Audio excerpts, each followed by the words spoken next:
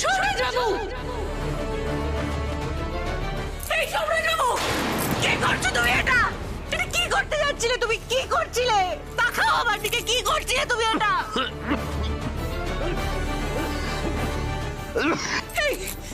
কি করছিলে তুমি? কি করছিলে তুমি? আমার কথা একবারও ভাবলে না? আমি কি করব তোমাকে ছাড়া? আমি কোথায়? আমি কি করব?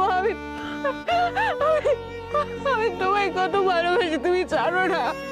আমার গোটা পৃথিবীটা জুড়ে শুধু তুমি। আমি তোমাকে ছাড়া কি করব? কি করে ভাবলে তুমি? এটা কেন করছিলে? এটা কেন? এই সব কিছুর জন্য আমি দায়ী বোঝার চেষ্টা করো। আমি দায়ী। আজকে তোমাকে এই নরকে এনে দাঁড় করিয়েছি আমি। আমার জন্য তোমার এই অবস্থা। তোমাকে আমি একটা মাথার ছাদ পর্যন্ত দিতে পারিনি তিথি।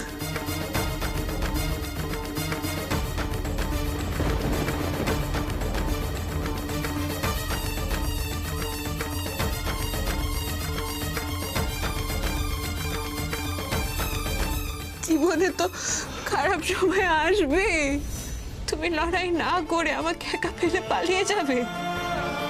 আমরা একসাথে লড়বো তো সমরেশবাবু। আমরা অন্যায়ের বিরুদ্ধে লড়বো, আমরা অভাবের বিরুদ্ধেও লড়বো। সোমরাজ আর তিতির যদি একসঙ্গে লড়ে, তাদের কেউ কখনো হারাতে পারবে না, কেউ না। একটু সময় লাগবে, কিন্তু আমরা ঠিক জিতবো। কি করতে যাচ্ছিলে বলো তো তুমি? যাকে এসব কথা বাদ দাও। তুমি আমাকে কথা দাও তো, যদি এই তিতির বসু তোমার কাছে কিছু ইম্পর্টেন্স রেখে থাকে, তাহলে আমাকে কথা দাও, তুমি এইরকম করার কথা স্বপ্নেও ভাববে না। কথা দাও, কথা দাও।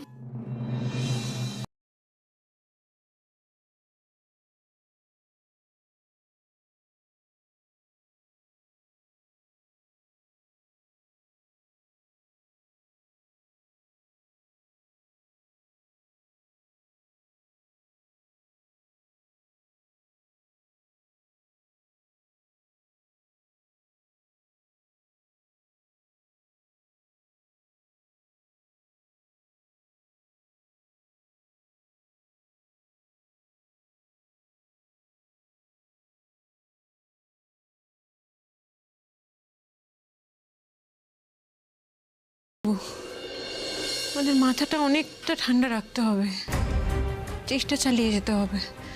আজকেও আমরা রাত জেগে জামা কাপড় বানাবো, আর কালকে আবার মার্কেটে বিক্রি করতে বেরোবো। আমিও যাবো। কিছু না, আমিও যাবো কালকে মার্কেটে।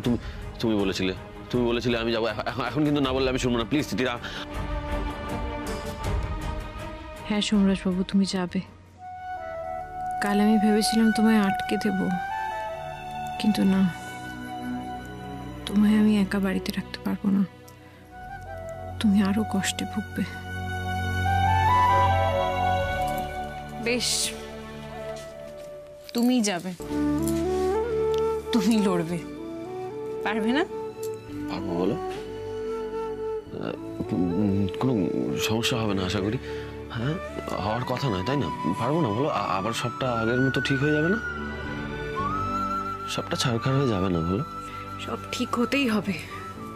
একটা জিনিস মাথায় রেখো সমরেশবাবু, আমাদেরকে এইভাবে একসাথে লড়ে এক পা করে এগিয়ে আমাদের নিজস্ব ব্র্যান্ড তৈরি করতে হবে, নিজেদেরকে শক্তিশালী তৈরি করতে হবে।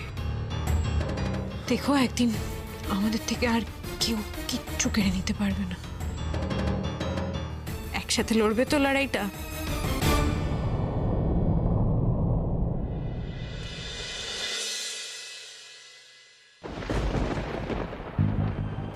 তো পাওয়া যাচ্ছে না তিতিরকে।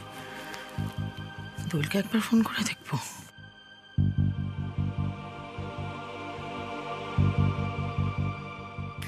হ্যাঁ মা, বলো। তিতিরের কি খবর রে? হ্যাঁ, ওকে তো ফোনেই পাচ্ছি না। মাঝখানে একদিন ফোন করে বললো ও আর সোম নাকি আলাদা হয়ে গেছে, মানে অন্য বাড়িতে উঠেছে। তারপর বললো যে তুই এই বাড়িতে এলে যেন ওকে ফোন করে জানাই। তুইও এলি না, ও আর কিছু জানালো না। কি হয়েছে বলতো আমাকে? তুমি একদম চিন্তা করো না মা, ওরা সবাই ঠিক আছে। আর ওরা তো একটা বাড়িতে আছে। সে আছে সেটা আমি বুঝেছি, কিন্তু কেন, কি হয়েছে সেটা আমাকে বলবি। তোরা নিজেদের মধ্যে ঝগড়াঝাটি করেছিস? শ্বশুর বাড়ি ছেড়ে অন্য বাড়িতে কেন উঠলো ওরা? একটু বুঝিয়ে বলবি আমাকে। আমি আর কি বলবো বলো, ওরা চলে গেছে, সে আর কি করা যাবে। ওরা চলে গেছে, কি করা যাবে মানে? এই দোয়েল, আমার কথা শোন। যে তিতির সপ্তাহে অন্তত 3-4 বার হয় আমাকে, নয় তোর বাবাকে, নয় তো কোয়েলকে ফোন করতো, তা দিনের পর দিন তার কোনো ফোন নেই। আমি ফোন করলে ওর ফোনে পাই না। দেখ, এসব কথা তো আর জামাইকে আমি জিজ্ঞেস করতে পারি না, তাই না? জিজ্ঞেস করা যায় না। তুই আমায় বলতো কি এমন হয়েছে যে ওরা দুজনে ওই বাড়ি ছেড়ে চলে আসছে? কি করে বলি তোমায় মা? তিতির, দাদা ভাই, আমরা কেউ যে ভালো নেই। কিন্তু এই বাড়িতে বসে সত্যিটা কিছুতেই এই মুহূর্তে বলা যাবে না। আসলে কি হয়েছে বলো তো? কি ভেবেছো আমি ওর দিদি বলে আমি ওর খবর রাখবো? কেন রাখবো বলো তো? মানে মানে তুই তিতিরদের খবর রাখবি না? না, রাখবো না, রাখবো না। আর তিতিরের ব্যাপারে আমাকে কিছু জিজ্ঞেস করবে না মা, প্লিজ। তুমি বুঝতে পারছো না ও কতটা ইরেসপন্সিবল মেয়ে? তোমাদের সাথে যোগাযোগ বন্ধ করে দিয়েছে, ইনফ্যাক্ট তোমাদের যোগাযোগের রাস্তাও বন্ধ করে দিয়েছে। যাই হোক, আমার আর এসব ব্যাপারে কথা বলতে ভালো লাগছে না, আমি রাখছি। দোয়েল,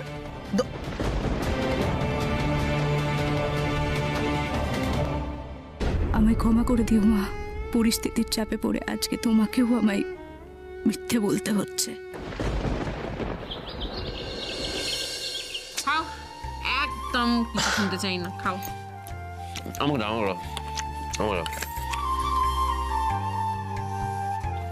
আচ্ছা শোনো, তুমি যা দাম বলবে সেই দামের থেকে 1 ফোঁটা নড়চড় করবে না।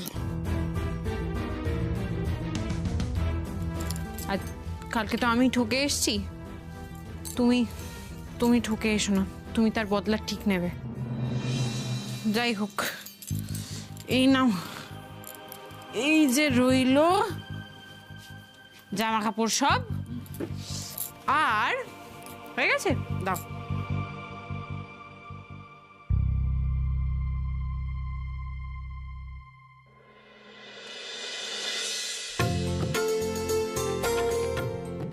এই নাও, এতে অল্প একটু খাবার আছে, আস্তে খিদে পেলে খেয়ে নিও। ওই না চিঠি, তুমি আবার এসব কেন করতে গেলে বলো তো? আমার অনেক দিনের শখ ছিল আমার বর কাজে বেরোবে আর আমি এরকম টিফিন বক্স প্যাক করে দেবো। এই নাও ধরো।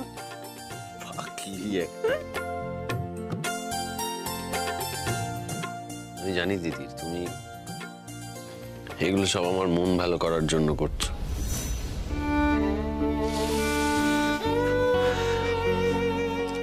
আসি আমি। All the best. Thank you.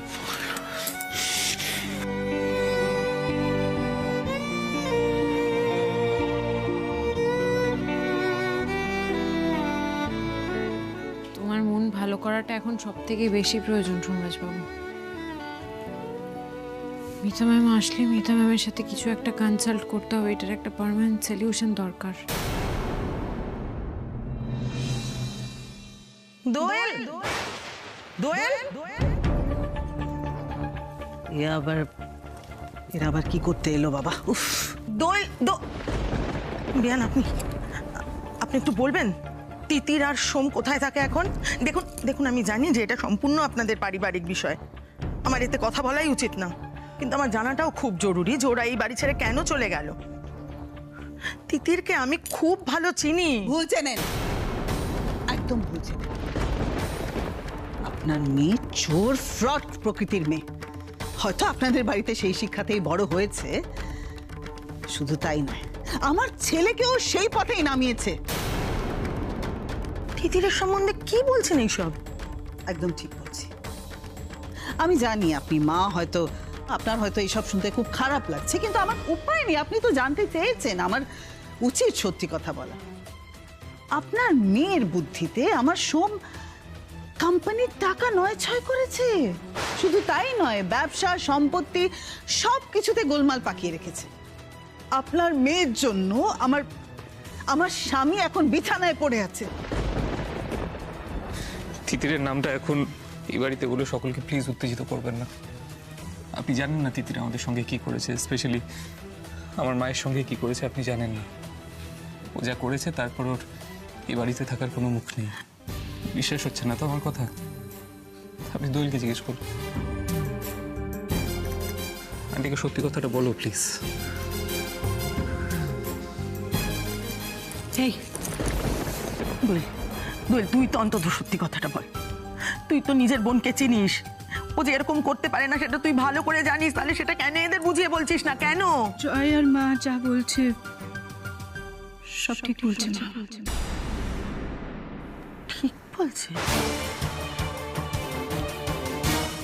কি হলো? এখন আপনার বিশ্বাস হলো তো আমার কথা?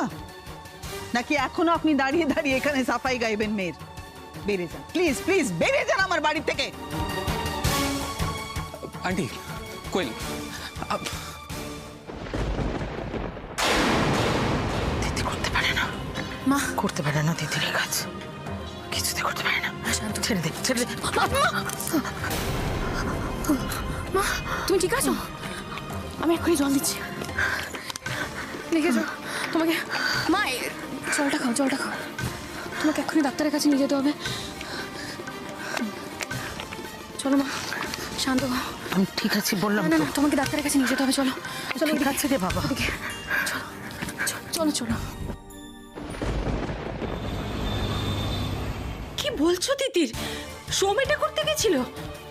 কি বলবো আমি বুঝতে পারছি না কেন। আমি বুঝিয়েছি অনেক করে, বুঝেছে কিনা জানি না। আমি প্রথমে ভেবেছিলাম শরীরটা খারাপ, বাড়িতে রেস্ট নিলে ভালো, কিন্তু কি বলুন তো, মানুষটা এতদিন ধরে শুধু মিটিং প্রেজেন্টেশন করে এসছে, তো কাজ পাগল একটা মানুষ। বাড়িতে একা বসে থাকলে মন তো খারাপ করবেই। এই মানুষটা ওরকম একটা জায়গায় ছিল, সে তো আজকে মাটিতে এসে দাঁড়িয়েছে না। মাটিতে পা রাখা ভালো, কিন্তু সোমেশবাবুর জন্য এটা শুধু মাটিতে পা থাকা নয়, সোমেশবাবুর জন্য এটা পতন। আর দিদির, তুমি যেভাবে সোমকে বুঝেছো, আমিও কোনোদিন সেভাবে বুঝিনি। আসলে কি জানো তো তিতির, সোম তো সোনার চামচ মুখে দিয়ে বড় হয়েছে। এই বাড়ি, এই পরিস্থিতি, এগুলোতে ও তো ডিপ্রেশনে যাবে, এটাই তো স্বাভাবিক। তুমি আজকে যেটা করেছো সেটাই ওর দরকার ছিল। আমি যেটা করেছি সেটা তো পার্মানেন্ট সলিউশন নয় ম্যাম। আজকের জন্য হয়তো, কিন্তু একটা পার্মানেন্ট সলিউশন লাগবে আমাদের। এইভাবে তো চলতে পারে না। আমার কাছে একটা প্ল্যান আছে তিতির। কি?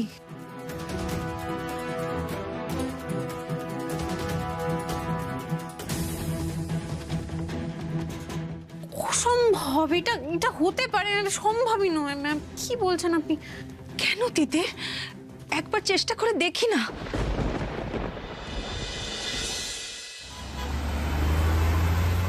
দাদা সব কটা ওষুধই আছে তো? হ্যাঁ ম্যাডাম। বলছি আমাকে একটা মাউথ ফ্রেশনার দিন তো। দেবো দাদা।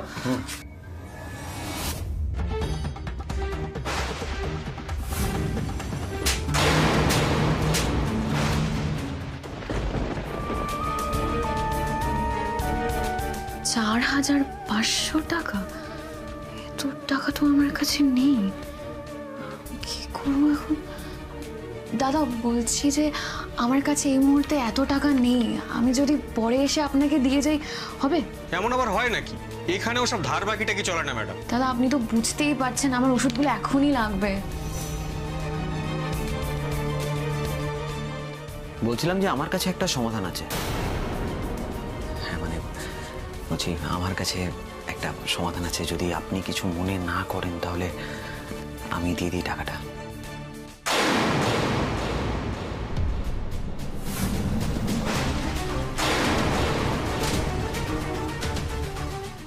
একদম না, আমার ওষুধ লাগবে না, আপনি রাখুন। Excuse me. আমি জানি পাস্টের ঘটনার জন্য আপনি আমার উপর খুব বিরক্ত। আপনার জায়গায় আমি থাকলে হয়তো আমিও এমনটাই করতাম। তবে রিসেন্টলি আমি রিয়েলাইজ করছি সেদিন যে ঘটনাটা ঘটিয়েছি সেটা একদম ঠিক কাজ করিনি। I am extremely sorry. দেখুন আপনার বোধোদয় হয়েছে সেটা খুব ভালো কথা, কিন্তু আপনার থেকে আমি টাকাটা নিতে পারবো না। ওষুধটা বোধ হয় বাড়ির লোকের, আই থিঙ্ক আপনার বাবা মায়ের সঙ্গে কারোর তুলনা করলে কি চলে? এটা যদি আমার বাবা মায়ের ওষুধ হতো আমি কিন্তু নিয়ে নিতাম, আপনার থেকেই নিতাম, জানেন তো।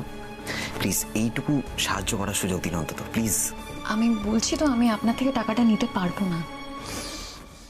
বুঝলাম, আপনি আমার উপর এখনো রাগ করে আছেন, আপনি আমায় ক্ষমা করতে পারেননি, তাই তো? না না, ওইসব রাগ থাক না, আমি এভাবে কারোর থেকে টাকা বলছি আমাদের মান অভিমানের থেকে আপনার বাড়ির লোকের ওষুধটা তো বেশি জরুরি, কি তাই না? আচ্ছা, আপনি না হয় লোন হিসেবে নিয়ে নিন টাকাটা, প্লিজ। বেশ, কিন্তু আপনাকে কিন্তু টাকাটা আবার ফেরত নিতে হবে। বেশ। দাদা, আমাকে ওষুধগুলো দিয়ে দিন। হ্যাঁ, দাদা কত হলো? 4,500 টাকা। 4,500 টাকা।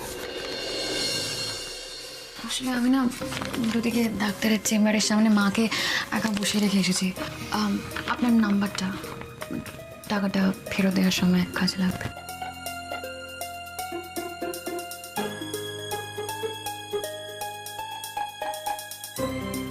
Thank you. You welcome. Okay আমি পায়ের কাছে নিয়ে এসে ফেলবো, এটা অভিরাজের প্রমিস। না ম্যাম, এটা আপনি যেটা বলছেন এটা বাস্তবে কখনো সম্ভব নয়। তিতির, এটা ছাড়া আমাদের কাছে আর কোনো উপায় নেই। তুমি আমার উপর একটু ভরসা করো প্লিজ তিতির, প্লিজ।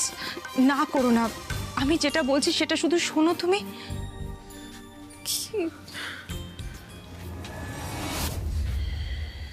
মা, মা চলো ওঠো, আস্তে আস্তে। আমার জন্য তোকে কিরকম বিপদে পড়তে হলো বল দেখি। কোনো বিপদ হয়নি মা, এসো তো স্টেশনের রুটের অটো বাইক কিনে দেখি। আচ্ছা, আরে আপনি আন্টিকে নিয়ে চলুন, আমি পৌঁছে দিচ্ছি। তুই ওকে চিনিস?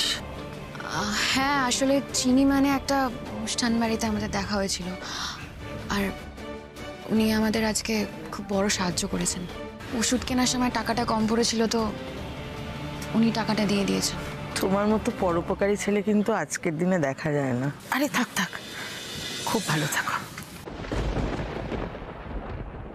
তোর কাজের প্রেশার বড্ড বেড়ে গেছে না রে? বাড়িতে সুজয় ডিউটি করতে হচ্ছে, বাইরে গিয়ে আবার সোমের। আজ সকালে বোধহয় সেখানেই গেছিলি না? সত্যি একদিকে ওদের মারতে চাইছিস, আবার একদিকে মিথ্যে কথা বলতে বলতে দেখবি একদিন তুই তোর নিজের নামটাও মনে করতে পারছিস না। গুন্ডা পোষা আমার অভ্যেস নয়। যাকে তোর সাথে কথা বলতেও এখন আমার রুচিতে বাজছে রে। তোর আবার রুচি? রুচি? ঘর সংসার ছেড়ে দিয়ে তো বসের সঙ্গে প্রেম করতিস রে। সব জানা আছে আমার। প্রবীর বাবু, হ্যাঁ প্রবীর বাবুই তো না, এক্স্যাক্টলি। এখন বস পাত্তা দিচ্ছে না, দেখাশোনা করছে না, সেজন্য আবার সুজয় করতে করতে এ বাড়িতে এসছিস আমার জীবনটা ছাড়খাড় করে দিতে। আরে দাঁড়িয়ে আছেন কেন? চলুন চলুন চলুন, আমি পৌঁছে দিচ্ছি, চলুন। না না, আমি মাকে নিয়ে ট্রেনে করে চলে যাব। কি বলছেন কি? এই শরীরে আপনি ওনাকে ট্রেনে করে নিয়ে যাবেন? আপনার দরকার হলে আপনি ট্রেনে করে চলে যান, আমি কাকিমাকে পৌঁছে দিচ্ছি। আসুন। না, এটা থাক, আমরা ট্রেনে চলে যাব। অভিরাজ জানে কি করে চাবিটা দিতে হয়। আচ্ছা তাহলে বলছি, প্লিজ আমি স্টেশন অবধি ছেড়ে দিই, সেটা অন্তত আসুন। আন্টি আসুন।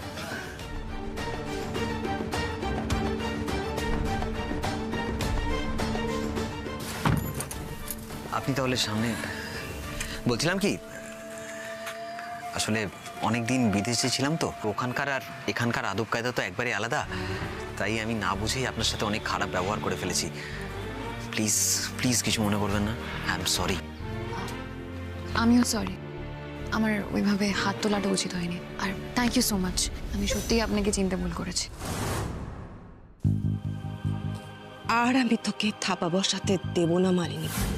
ইয়েস, এটা মালিনী ব্যানার্জিকে দেবস্মিতা ব্যানার্জির চ্যালেঞ্জ। কার ভরসায় এত বড় চ্যালেঞ্জ দিচ্ছিস তুই? তিতির?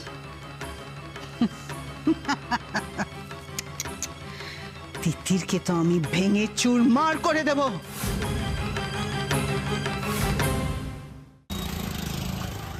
এই শাড়িটা হচ্ছে আপনার 1200 টাকা, এই শাড়িটার দাম হচ্ছে 1800 টাকা, এই যে এটা হচ্ছে আপনার 2000। আরে দাঁড়ান দাঁড়ান, এইভাবে দেখে কি শাড়ি বোঝা যায় নাকি?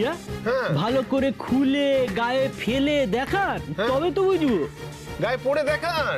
গায়ে ফেলে মানে? শাড়ি বেচতে এসছেন, গায়ে পরে দেখাবেন না? আরে হ্যাঁ, শাড়ি গায়ে ফেলে কিভাবে জানেন না, আবার শাড়ি বিক্রি করেন। দেখান দেখান।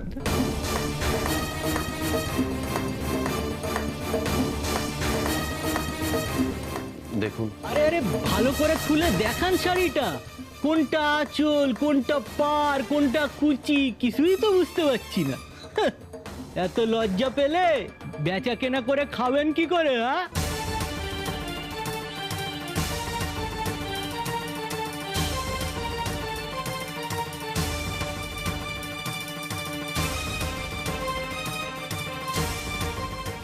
বাহ, এই শাড়িটা তো বেশ সুন্দর। হ্যাঁ, একটু ডান দিকে ঘুরে দেখান। হ্যাঁ, এবারে এবারে একটু বাঁ দিকে ঘুরে দেখান দেখি।